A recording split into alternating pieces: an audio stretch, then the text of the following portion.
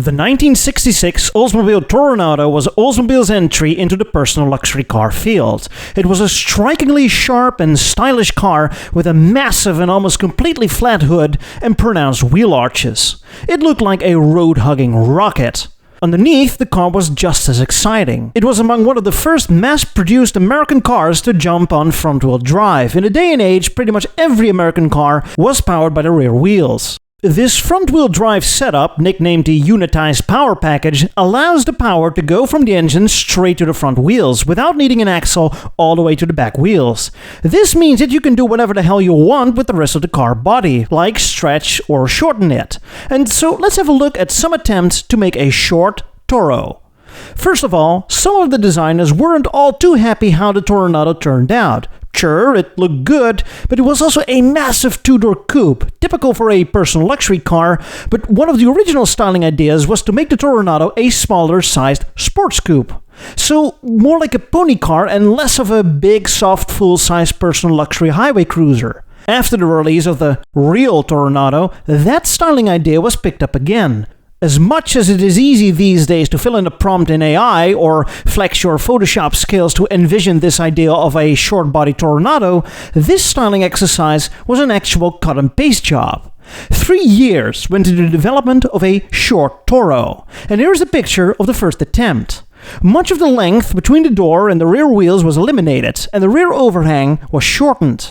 The roof was lowered and the car was given a fastback roof with adjusted C-pillar design to give it some extra sportiness. The project took so long to complete, it eventually adopted the new front-end styling of the refreshed regular Toronado models for 1968. It was a working prototype. It certainly looks sporty, cute even. What was supposed to be a 5 or 6 passenger highway cruiser now was a small 2-seat sports car, so a pony car.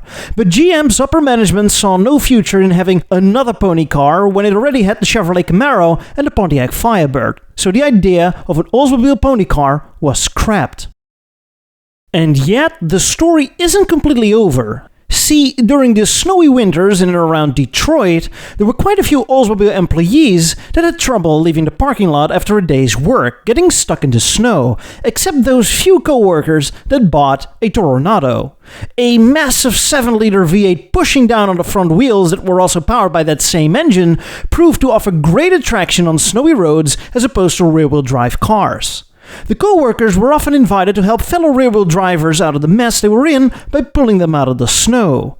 This became such a common business every winter, a few engineers over at the Oldsmobile plant decided to convert a Toronado into a support vehicle. How did they do it?